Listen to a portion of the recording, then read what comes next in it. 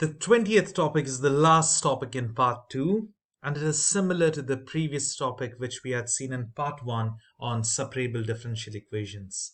It's just that here you have an extra step of integrating it. So if you have not watched the first video, please go back and be thorough with the separable differential equations. This is topic number 10, I believe. So be thorough with it, and then this will be very, very easy. Here you have a function y dash equals 2 by xy plus y. Now this needs to be separated, y at one side, x at one side. How do you do it? You need to just separate it, very basic. Remove the y common out. So y is out, x plus 1 remains. Take the y to the other side, you will get y dash equals 2 by x plus 1. Next, you need to, now look over here, dy dash is dy by dx. So substitute that value. Dy by dx, in this dx term, take it to the other side, and this is the separated differential equation. Now over here you get y dy 2 by x plus 1 dx. Now it's not over. Over here you need to find the solution by integrating on both the sides. Because there is dy and dx, you can integrate both the sides. The left side with respect to y because of dy, and right side with respect to x because of dx. All you do is integrate it. Not differentiate, integration over here. You get y squared by 2 equals 2. Now whatever is in the denominator comes up. Natural logarithm of x plus 1, and this is the first constant. This is a constant of integration. Now look carefully over here. What you're doing is you're removing this. Always we write equations in terms of y, isn't it? So remove this 2 to the other side. Multiply 2 throughout. It's gonna be 2 2 times 2, that's 4. Natural logarithm of x plus 1 plus 2 times c1. Now this constant of integration is basically multiplied by 2. Does that make a difference? No, because it's a constant. It doesn't matter what constant it is. It can be 10 times 220. Still it's a constant. So it doesn't matter. So now 2c1 is just a constant. So write it as c. That would be your answer. Oh, sorry. It's not over. There is y squared.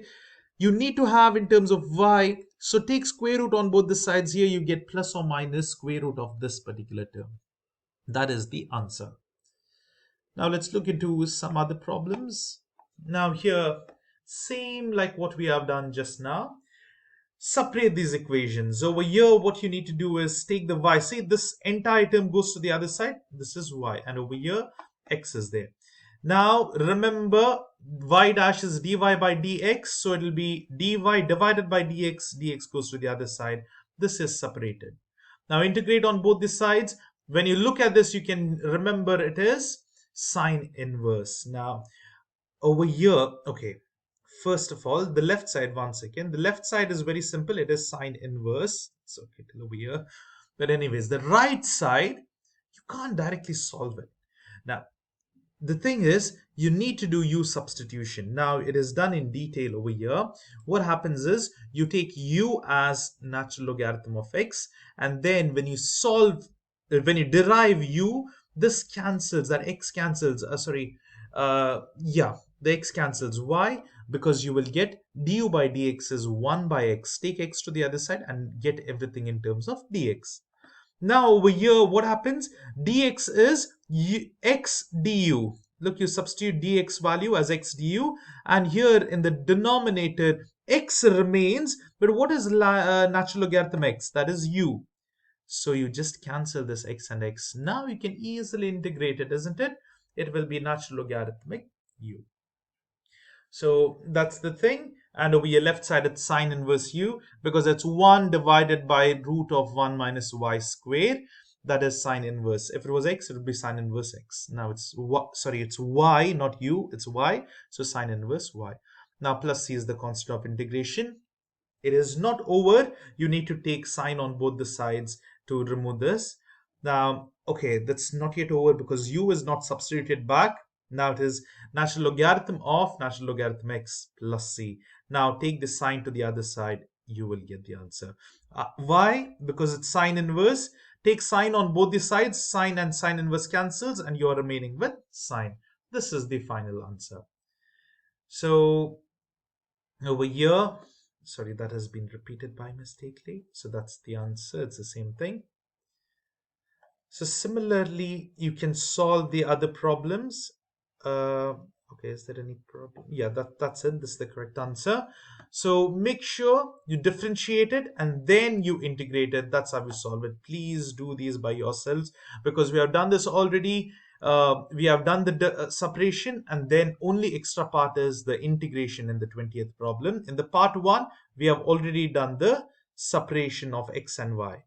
So here are the answers. You can look through it. They're very straightforward. Only thing is you need to be thorough with differentiation and integration. See, there are places over here you can rearrange and write. It's simple. Just go through it and you will understand it.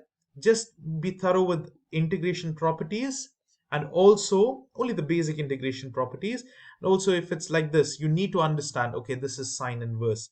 Or if it is now here, it'll be tan inverse or not tan, sorry, it's natural logarithm.